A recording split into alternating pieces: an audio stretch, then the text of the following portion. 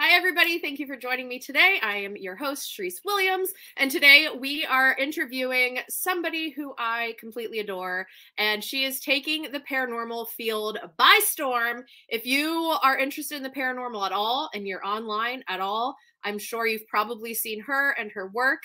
This is Lauren Hellickson that I'm going to bring on right now. Lauren! Here I am! Lauren is amazing. She's a paranormal investigator. She's a witchy woman, and she makes amazing paranormal equipment. And she's a speaker. What is it that you don't do, Lauren? You do Clean. it all. Clean? I don't clean. Ask my husband. Well, but you're like the busy woman in your mad scientist house. Like, you don't have time to clean. You're too busy creating. I know. I'm gonna show him just that part of it. I love it. Where I'm like, look, babe, there's like so many reasons why I can't. No, he says, he's like, I will never lose you because I just have to follow the trail of just things that you just drop as you go. I'm like a never-ending secret magical little wires pathway. And like, oh, here she is. Pens, a hair thing, shirts. You're just in the random corner, socks. Like, just it's a trail. I love it. Well, I guess we'll start with a good old tried and true. What got you started in this? Oh, wow. Paranormal field, creating equipment. What got you started? It's funny because you know what? That is such like the question. And I never get tired talking about it because I think everybody's origin stories are so cool and so unique. And every time I tell it, I feel like it's a little different each time because I'll recall different things because I have to recall those memories so often. It like strengthens the memories. Does that make sense? Yeah, you know? Absolutely. So I love that question. It's great. I was not raised in a haunted house. I did not see dead people as a child. I feel like that's okay. And I think a lot of people are like, oh my gosh, I don't have this like crazy Addams Family origin story. And that's okay. I didn't have my first really like visceral, personal paranormal experience until I was 24 years old. But I think the interest, of course, like weird kids, the interest is always there, especially those of us that I started reading Dean Koontz at like 10. Or maybe, I don't know, maybe before that. I found it was my mom's favorite author, Dean Koontz, and I found the Odd Thomas series. And I started reading, I want to say Shadows was my first Dean Koontz book that I read. And then I really got into Odd Thomas. And so that, of course, starts like the spooky, otherworldly sort of ideas. And when I was 24, my first apartment was in this really, really old historic building in Ravenna, Ohio, Riddle Block number 9. It's still there. And come to find out, long story short, I had a paranormal experience where it was like light switching on, you know, cat running out of the bathroom because he would go in there to try to knock over the trash can. And he went to go in there and I was like, Chandler, don't do it. And Chandler, the lights, the cat. I know, not Chandler from Friends. He was already named Chandler when I adopted him from the rescue. So I just kept it. And he went in to knock over the trash can and the light flipped on and he ran out. And I was like, and I went in there and I was like, thanks. And long story short, I ended up starting to do like investigations around that building. Because we all had that moment in 2004 on the Sci-Fi Channel when Jason Hawes and Grant Wilson popped up on your screen, Roto-Rooter plumbers, ghost hunters. And we're all like, what? Yeah. Like we can do that for a living? That's so cool. I know. That was the most like aha moment ever. Because up until 100%. then, I always thought like, okay, cool. So I have to go to school and become a parapsychologist and like. Yeah, like Ed and Lorraine Warren. Like we have to be, yes, you have to be this, you know, studious, which of course, I mean, you know, whatever, which is great. But it was like that sort of realistic idea that just these plumbers, normal person can do it. They can work during the day and they can go hunt ghosts was so cool. It was. So I started doing that in my apartment building. And then I'm going to say long story short, like 9 more times. It's never a short story with me. Same. And I moved, right. So I love each other. And I ended up moving my mom into my old apartment because I had moved next door to just a bigger apartment. And I moved her in next door to me because she started to, her dementia started to get a little bit worse. So she needed an extra helping hand, but not full on assisted living quite yet. So I moved her next door to me. And one day she came out and she was like, "You're going to think I'm crazy." And I'm like, I mean, too late. Come on. And she was like, "I swear to you, I heard somebody calling my name last night." And I'm like, "Okay, well, like your bedroom's right next to the hallway. Was somebody messing with you?" And she's like, "No." She's like, "It sounded like my grandma." And I'm like, "Ooh, okay, tell me more." And we were talking about it, and she was like, and it made me start thinking about when I was a child, because a lot of things about dementia is you sort of start to go back in time. And when her dementia got really bad, she would talk about herself like she was in high school. And she would talk about her sister and how she just met her sister's boyfriend. And so it's almost like it transports you back in time sometimes with dementia, with, different types. However, you start to digress. And she was like, "I was thinking about my childhood and coming to visit my grandma's apartment." And she's like, "I think this is my grandma's apartment." And so we have sort of realized in this fact that that's definitely her grandma's apartment building. She did know that when she moved in. Oh, wow. And then she was like, I really, really think that this was her apartment. And there was no real way to sort of verify that. But she did grow up in Ravenna, and she did know that Riddle Block number 9 was her grandma's building. So, and she was a very educated woman. She suffered from alcoholism, but very educated and never was one for paranormal. And so for her to sort of be like, "I heard my name, I think it was my grandma," was crazy. And then that just kind of got me into it even more. And I'm like just discovering this stuff. And, it led to more and more like realizing that there were public investigations were a thing, and you could just pay $30 and go someplace and investigate. And so that kind of really got me deeply into it as like an explorative thing. And I ended up 2 years ago joining Tri-C Ghost Hunters, who are the resident paranormal investigators at the Ohio State Reformatory. And I had always been into building things even from just like furniture and a lot of the repairs in our home. I did, we did a lot of the renovations ourselves. And then like electronically speaking, instead of like my dad bringing home Barbies, he would bring home like old IBM computers, and we would take them apart. And, so I was always in that respect building and wanting to know how to fix things. And I used to take apart like the TVs at home in the basement, thinking that it was just free game because it was in the basement, and it wasn't. So I got in a lot of trouble for taking shit apart. Yeah.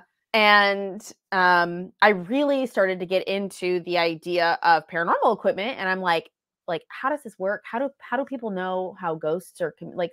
We don't know what ghosts are, right? Like, there's no science here. I don't understand why we have all this equipment and people are saying like, this is how you talk to ghosts, but there's no like actual scientific exploration, because we don't know how to really communicate with ghosts, and I don't get it. And I want to take it all apart, but it's so expensive.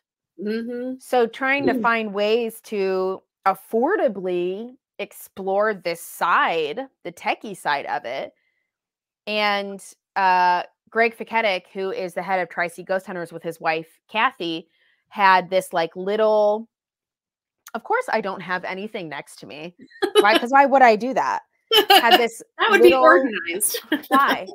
Had this little like door alarm turned proximity sensor. And he was like, this doesn't work, da, da, da, da. And I was like, if it doesn't work, can I take it and take it apart and see if I could fix it? And he was like, yeah, whatever, cool. And I take it home and I'm taking it apart, and I'm like, this is like the simplest thing ever. This was just converted. And I actually use them for my build workshops now. And I show people how to convert them. And I'm like, I could build this easily. And I'm like, screw a $200 DOS REM pod. And I found this like circular wooden box. And I outfitted it, you know, did everything. I replaced some of the parts. It was very like rudimentary, put it together. And I had owned a yoga studio, so I had a whole bunch of crystals, and I was like, I'm just gonna like throw some crystals on here. And I'm like, oh my God, this is like the prettiest, like it looks like a REM pod, but it has crystals all over it. It's so beautiful. It's so amazing. I love it. And I took it to a vendor show that I was vending like my sort of like witchcraft stuff at. And people were like, what is that? Is that like a jewelry box? And I was like, oh no, oh my God, no, it's like my REM pod. Isn't it cool? I made it. And they were like, do you sell those? I need one. And I'm like, no, why? Like, would you buy it? And they were like, yeah. And I'm like, how much would you buy it for? And they're like, I don't know, it looks like it's like $200 piece. And I'm like, first of all, no. And long story long. That's how I got into the paranormal and how I got into the crystal pod. I love it. The end. And it's all over. We just end. That's it. Goodbye, everybody. Okay. What was your first piece of equipment? Like when you said you were ghost hunting your old apartment, like what were you doing when you were ghost hunting back in the day? One single mag flashlight. The old flashlight trick, like it. A little like the tape recorder that had the little tapes that you could put into it. Mm-hmm. The tiny tapes. I love those. Yeah. So that was it. It was a mag flashlight and the recorder that you put the tiny tapes in. And only because I thought that you had to have like a really fancy recorder. And I had, of course, remembered Jason and Grant with they had recorders that they used the little tapes. Mm-hmm. And they had fancy digital recorders. And I'm like, I'm just going to do this because like I said, my mom was a very educated woman and she used to do lectures at college campuses. And so she had those like all over the place. And I always thought the little tapes were so cute. So I had like stolen one from her, not from like a store. Yeah.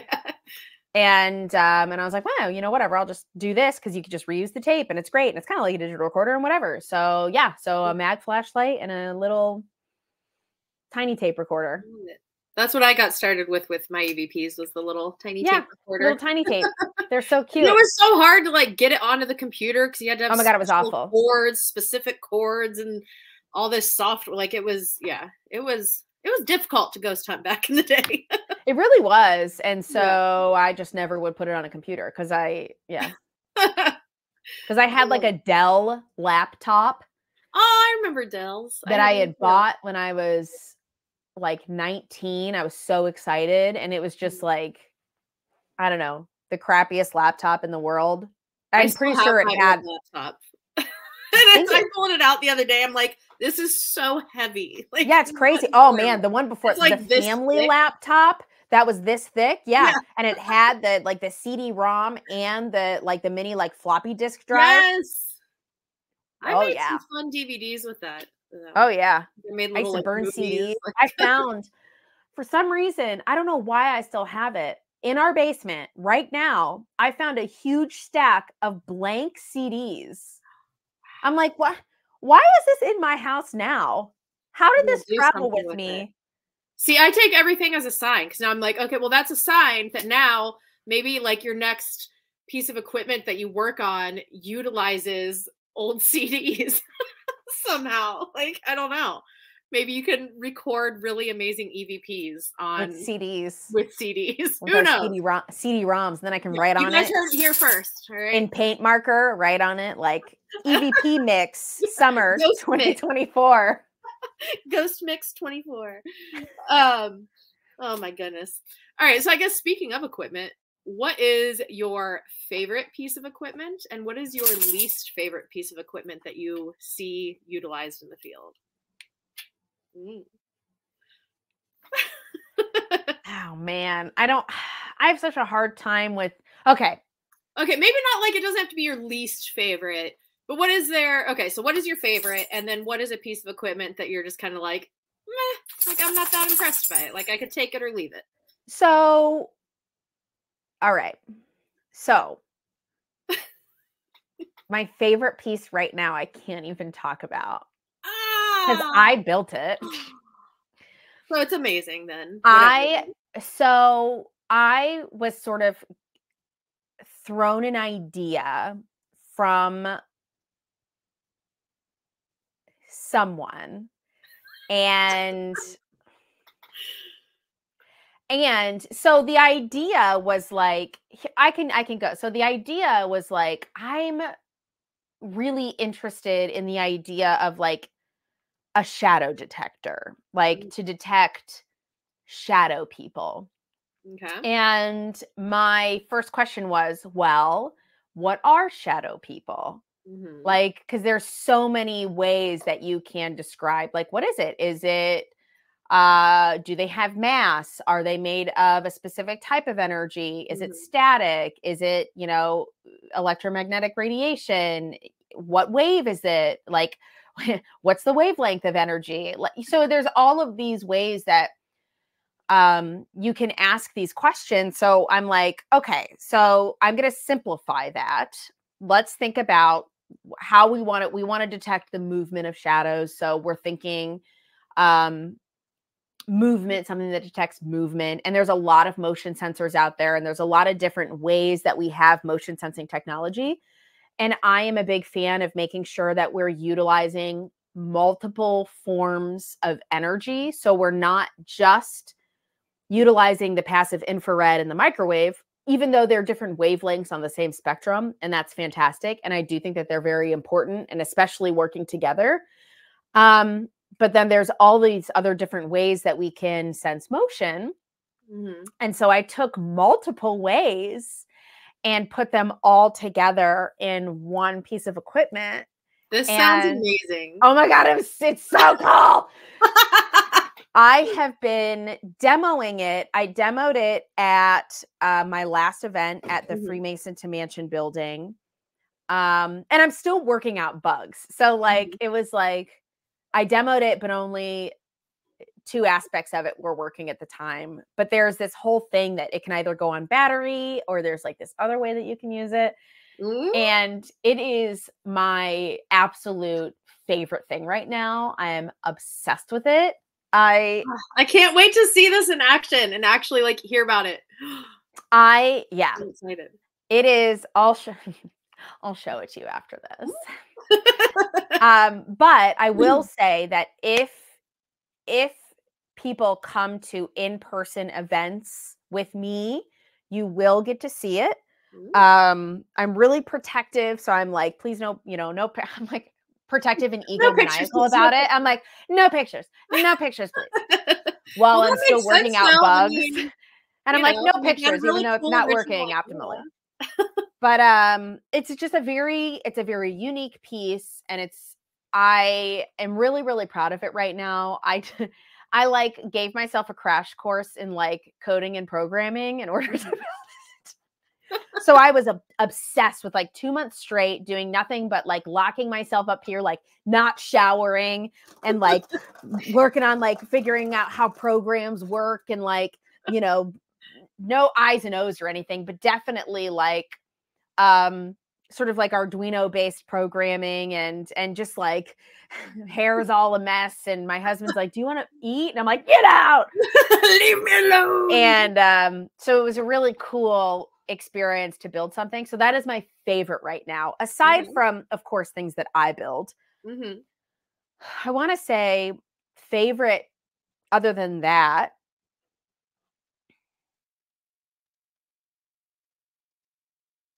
This is so cheesy. Is nothing. Oh. See, it's a sign. I was right. Apparently my do not disturb on my phone does, in fact, allow disturbances. Ooh, if people call multiple times, it'll put it through thinking that it's an emergency. Oh. I do not like that, because Kennedy Page, I love you so much, but my niece knows that it does that. So she'll call rapidly 3 times, knowing that it will come through if it's on do not disturb. she's such a shit. And I'm like, Kennedy, I'm working. And she's like, I had to tell you something. I have some tea. Just text it to me, damn it. Oh, I love her so much.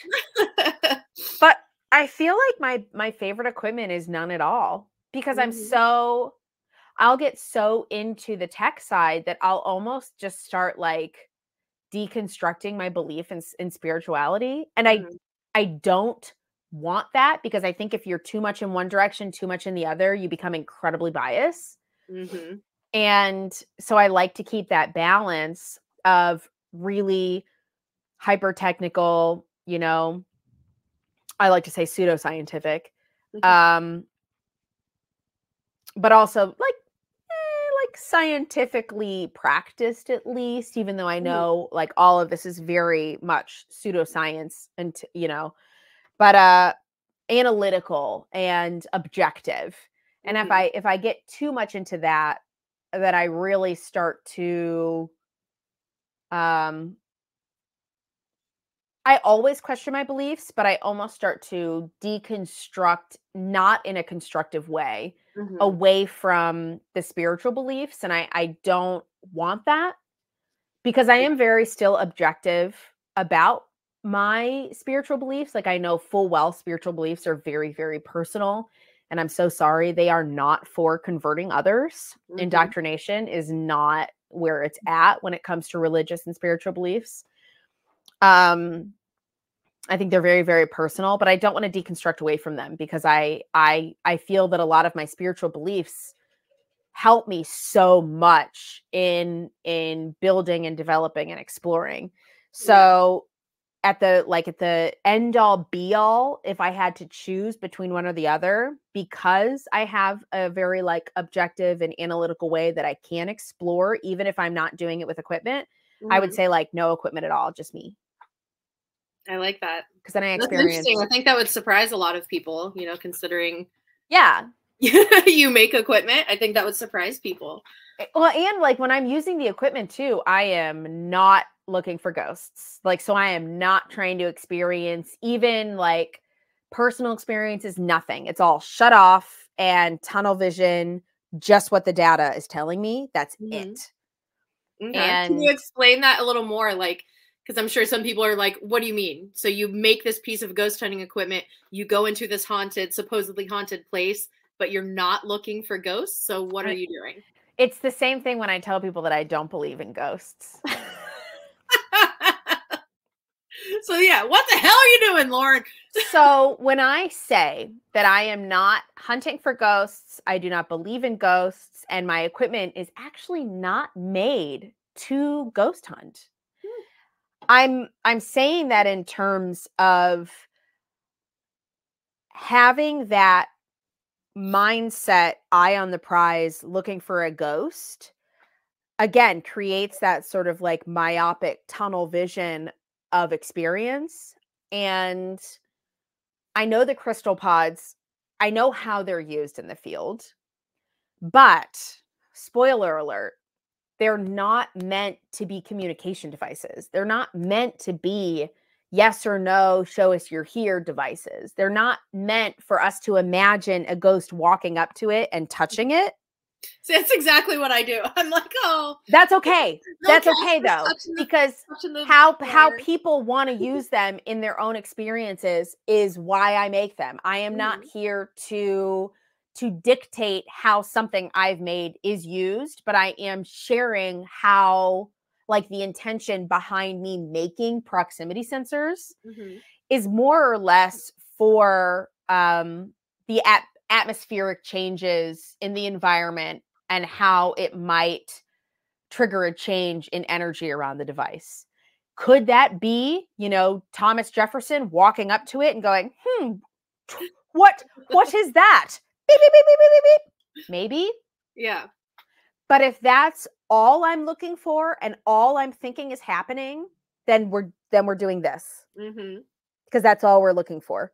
Yeah. And if it goes beep, beep, beep, beep, beep, beep, beep, beep, then we're either like, does anybody have their cell phones on? No. Is anybody using a walkie-talkie? No. All right, ghost. Yeah. Done. Boom, check. We got one. And it's like, there's so much more that could be happening. And now I will say when we get into the so much more, it's tinfoil hat time. It's I love how you're like, I don't have a piece of my equipment around, but you got the foil hat right there. This stays right there because when it's time to talk about certain things, I put the tinfoil hat on. I have put this on for almost every podcast or interview because I start saying things like this. We're taking a picture here. So, and I have my tinfoil cup too, just in case. I love it. So what I mean by that is like the presence of electromagnetic radiation could be a portal opening. It could be a fucking intergalactic visitor beaming down. It could be a alien spaceship lasering in on you. Like, just to be weird, you know what I mean? It could be predator being transparent, walking by your REM pod. Like, it could be all of these different things, and it's not necessarily little Timmy who died of consumption at the location that you're at. It could be so many different things. See, I love this. I love that. Because I'm the same way. Like, I'm very logical. Like, I do like to look like, okay, like, I'm not one of those people like, oh, look, there's a fairy floating in this picture. Like, no, that's a sun flare. Like, let's be logical with it. But at the same time, I'm not discounting that there may be fairies out there and maybe people have captured them on camera. But like, there's so many possibilities of weirdness, and we know like this much of the universe. Even so, like more, like, it's more like we know this much of the universe. It's so crazy. It's like might be a little, but really it's like probably negative because probably the things that we do know aren't even correct. Exactly. And so I think it's kind of, I mean, and this may insult some people, but I think it's kind of boring to just think like, oh, this is like you said, little Timmy, he died in this house. And so now he's trapped here forever. And that's it. That's the possibility. Sorry, like, Timmy, you're boring. Sorry, Timmy. I mean, that is cool to think about. And I mean, I think sorry, Timmy, you're either boring or it's real cool that you're stuck in that house. It's real cool that you died tragically at such a young age. Quit twisting my words, Lauren. Poor Timmy. Oh, Timmy.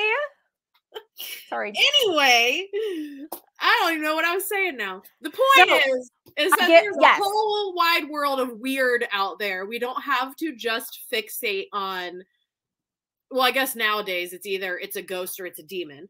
Like, that's boring. Like, there's so much weirdness. And it's funny too, because I'm just gonna read it.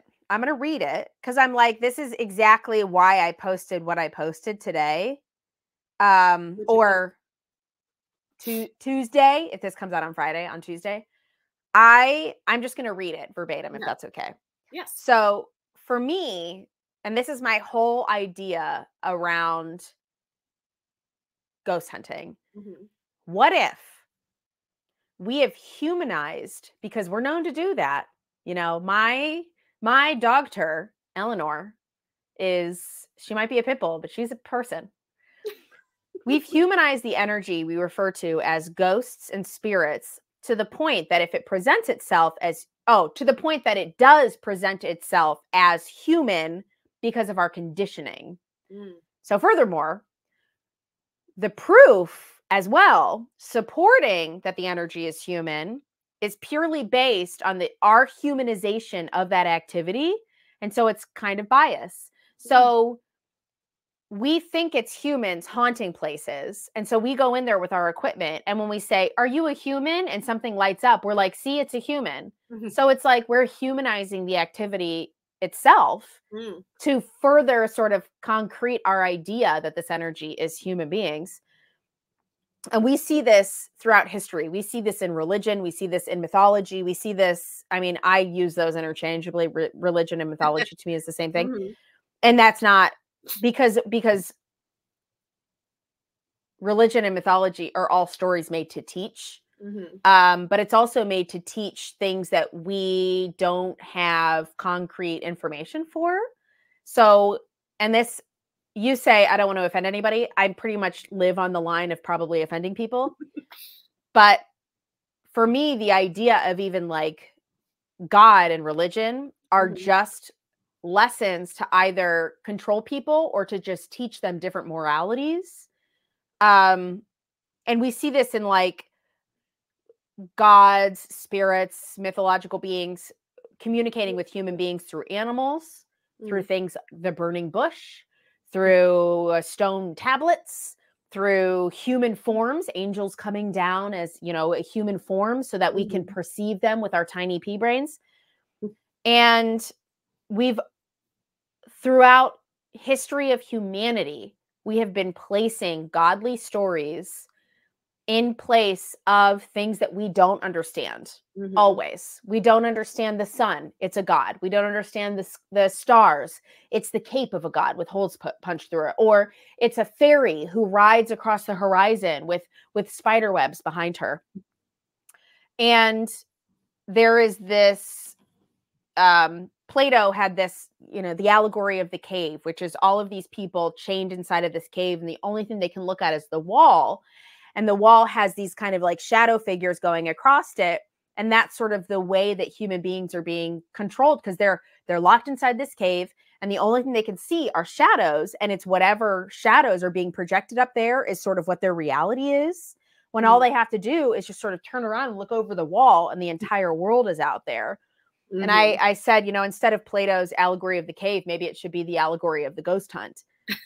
Because we have this sort of tunnel vision of, you know, and even if it's tunnel vision of, oh, it's either dead people or aliens, but there's probably things far beyond our comprehension. We're discovering new parts of the universe is unfathomable. We think universe and we think like, oh, here's the universe. No, it is an unfathomable, unmoving, you know, just. It freaks me out to think about sometimes, honestly. Like my brain is like, I can't right now. There is nothing on Earth in size, even like molecular, like even, what is the word I'm looking for? Like, there's nothing on Earth that we can compare in size to how tiny we are to the universe. Like, there's nothing. It's so weird to think about. It is, yes. Like, even on a subatomic level, there's nothing that we can compare how my size compares to the size of the universe. Nothing. Nothing exists in our realm of understanding that can quantify that size difference. So it's like, for us to think as a community, as a paranormal community, that we, one, know how to communicate with energy, have communicated adequately and authentically with the energy. And now, this is not me. I do believe in like psychic mediumship. I do think that there are people, I think all human beings have access to that communication, but I do think that there are people that have either been, you know, the things have aligned where they are more in tune with that communication. But I also think that what is being communicated with is not presenting itself authentically because we just cannot fathom it.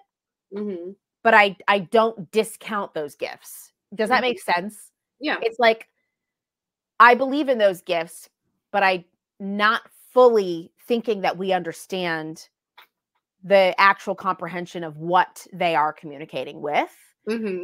And I do not believe in starseed mentality. So I don't think that they have like a closer connection to aliens or anything like that. I think that we all have access, but I think sometimes things will align, just like a plant will bloom differently in a different part of the world than it would in your kitchen. I think human beings are like that too. There's just different things that can sort of align when a human is created and the ethos and the energy that is infused into them by the universe, that sort of makes a difference. But what was the question? I think all of this stemmed from what is your favorite piece of What's your favorite piece of equipment? I love it though. These are my favorite kind of conversations. The one where it's like you start over here and then you somehow end up like way over there. I love it. That's my whole existence. I love it.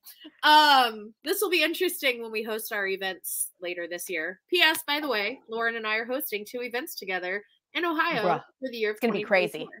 It's gonna be so good. Yeah. Oh my gosh, I should have brought up the tarot deck that I bought. Oh, because I bought it for your segment, and it's Nightmare Before Christmas, and I love it. So, and I hope that's okay, right? Yeah, absolutely. Whatever you resonate with is what's most important. Yeah, I was like, I have to buy this. I have to. Which, of course, too, I feel like Nightmare Before Christmas also set a lot of people on their spooky path. Like, if that was your favorite movie as a kid, that and Fern Gully. Oh, Fern Gully. Yeah, so like Nightmare Before Christmas, Fern Gully, Hook. Oh my God, I loved Hook. Dark Crystal. Those were. See, I didn't get on the Dark Crystal. I was all about Labyrinth, but Dark Crystal, I was like,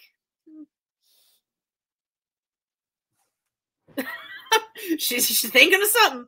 I'm going to show you the extent. I'm obsessed with Labyrinth. I love that damn movie. I'm going to show you the extent of how much I loved the Dark Crystal. Oh my gosh. And I should get a crystal pot in here so I could show you. Yes. Do you like how you could still hear me? I do. Are you wearing a wireless microphone? I sure am. Oh, heck yeah. Okay. So if you look up the crystal shard that Jen has to find in order to make the crystal whole again, it looks exactly like this. Yes. And it is an amethyst. This is an amethyst point that I found at a crystal shop that I bought because it's like literally the exact same shape. Isn't that beautiful? That's gorgeous. I'm obsessed with it. And it's real amethyst. That's the best part. That's beautiful. And it's like, I don't know, it's pretty hefty. Actually, yes. What are your thoughts on crystals and their energy and utilizing that for ghost hunting? I mean, you put crystals on your pods. Is it just like, oh, this is pretty? Or do you believe crystals, oh, that one's gorgeous. So this is the midnight midnight pod available. Quartz? It is smoky quartz and tourmaline.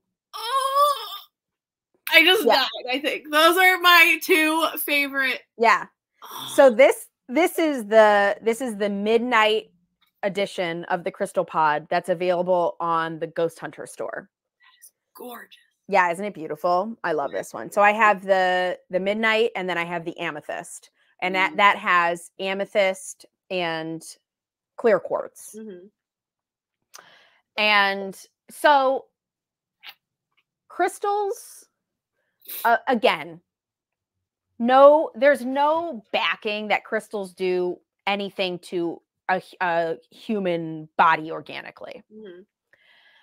But on a mineral level and on an energetic level, I mean, if we, again, get down to sort of like, I don't want to say scientific just because I am not versed enough in sort of like geological ideas when it comes to, minerals and crystals. But I do think that energetically, actually, here's something that I do understand. So we think of quartz crystal as, that is like it's like quartz, amethyst, citrine. They're all variations of quartz, just different heat. And I like how this fell and it was like, put me on. You're about to talk about weird shit. And we think of those as an amplifier, and we see that in electrical devices mechanically, that it is an amplifier. In oscillators that sort of push out energy. An oscillator in a digital watch, a lot of times, your iPhone probably still has quartz, well, older iPhones would have quartz crystal parts. Digital clocks that like tick away the seconds, the oscillation that happens a lot of times has quartz, clear quartz in it. And not like a chunk like clear quartz point, but like quartz as an amplifier is something that has like electrical mechanical backing. And it is pushing out that electromagnetic radiation. So that energy that also naturally human being, now it's not creating the energy, it is amplifying it. Human beings give off electromagnetic radiation. So we get into that, and then we can sort of come into the theory that it will also amplify in a paranormal sense and in a paranormal energy sort of sense. Now, when it comes to, I should probably keep this on. When it comes to like protection and things like that, I think that is purely subject to the belief of the person. And that is because I think our beliefs, and this goes into my sort of like witchcraft belief too. I have a line in my book that I say over and over and over and over again. Yay, you got it with you. I always have this with me. And I'll have links to all of Lauren's information, including her book, in the comment or in the description here. And that the book's very just mostly woo-woo. Not so much like there's really no technical stuff in there. It's just mostly kind of like the spiritual connection of opening up your connection to like your spiritual beliefs in terms of the paranormal and things like that too. I just got my first 2-star review. It was great. Oh. No, I was actually a very interesting. It makes me laugh. It's on Amazon. Everybody can go read it. But I say in there, you are the magic. You are the magic. Nothing that you are doing is being magical. It is because you are utilizing it and you are doing it and you are the one that is sort of creating the ceremonious, act of it. That's why it's magical. That's why it works.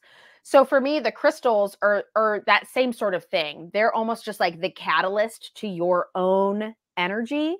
So if I have this and I'm like, this is protecting me. Now, depending on what it is, if you're standing in front of somebody with like a fucking taser and you're like, this is going to protect. No, it's not.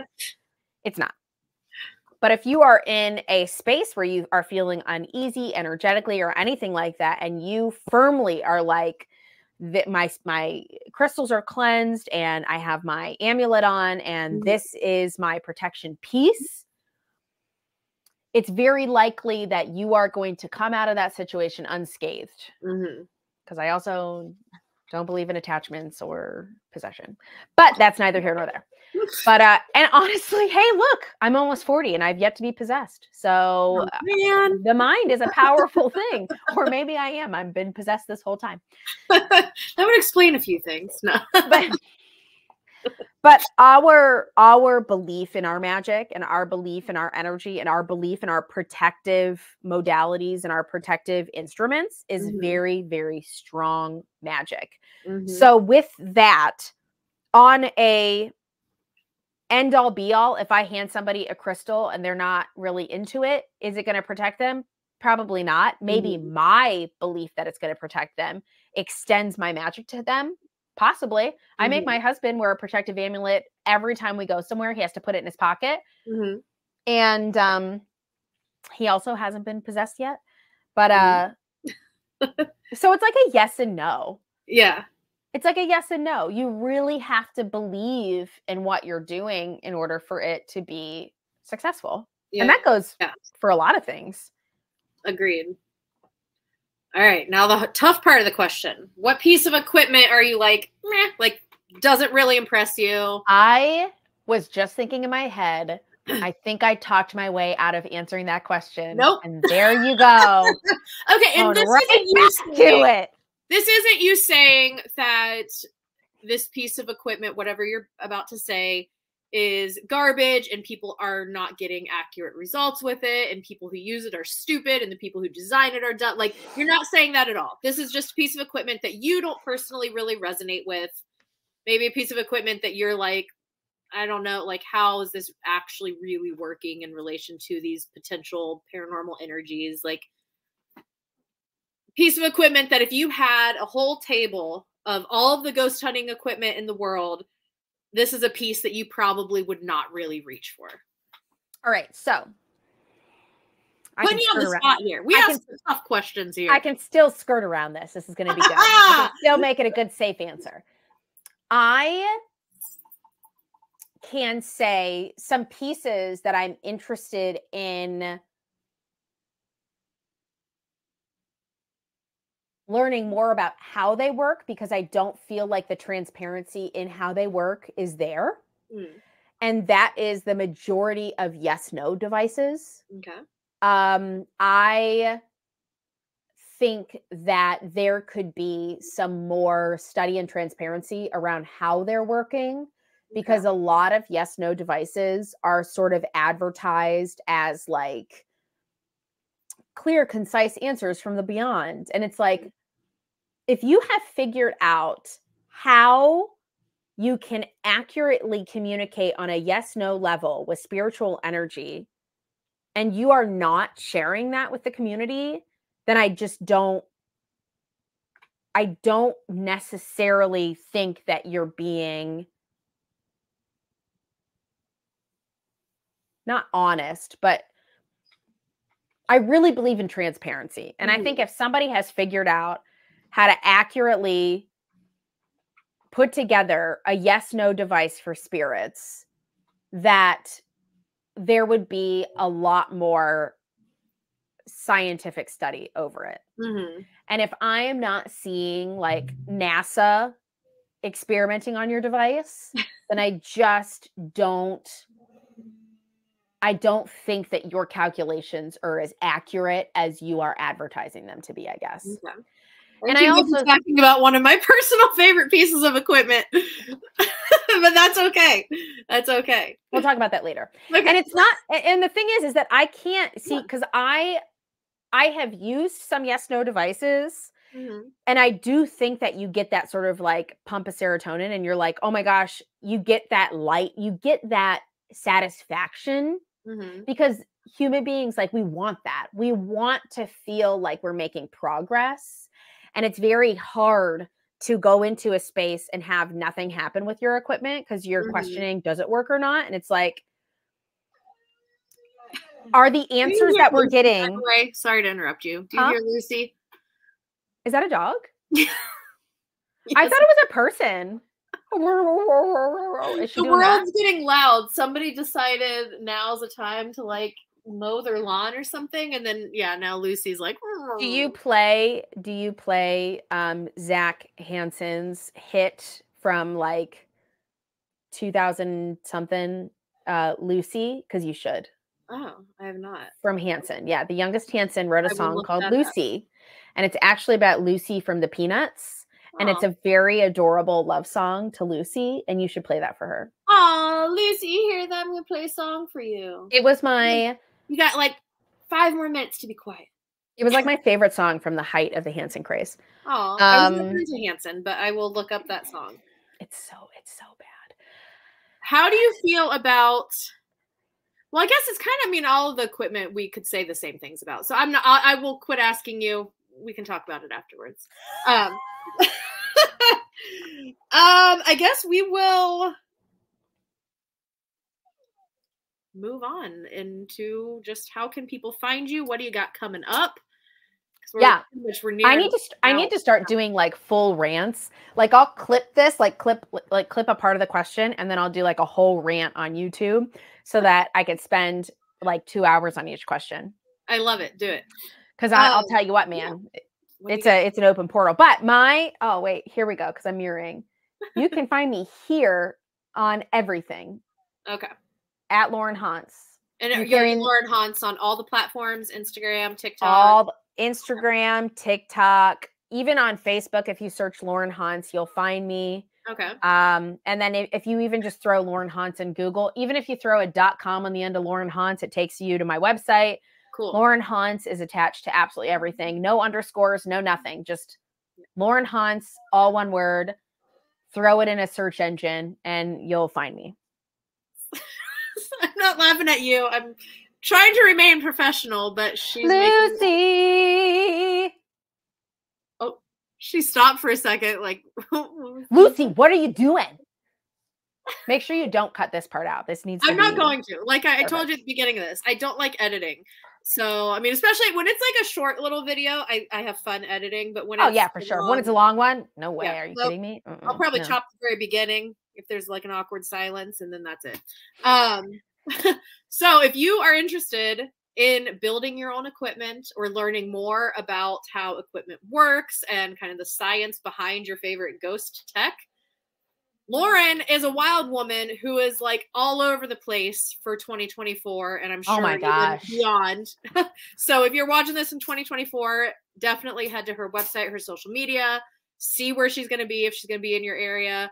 I'm literally going to be from like New Jersey to Wisconsin this year. I love it. And everywhere in between. Like I branched out so it's crazy. I'm going to be on the road for like 90% of the summer. And also, if you go anywhere where the Ghost Hunter store, Dave Giuliano, is, he sometimes, depending on if I can get them to him or not, but he sells my crystal pods, and his website as well too. So perfect. I love it. All right. Is there anything you would like to add or tell people about or question everything? I love that mentality. Awesome. Well, thank you so much for joining with me. I will definitely have you back on if you will come back. I told you don't have to ask me. You just go, Laura, I'm doing it again. And I go, yes, ma'am. Yes, ma'am. But yeah, I mean, I love it. We could talk for a million hours about all this kind of stuff. But yeah, so thank you. Thank you guys. And don't forget to look for our event coming up. Beale Manor. Our events. Beale Manor and Licking County Jail. Both in Spirit Ohio. and Science. Yes. Merging of the two. It's going to be amazing. Awesome. All right. Well, thank you, everybody. Have a wonderful day. Bye.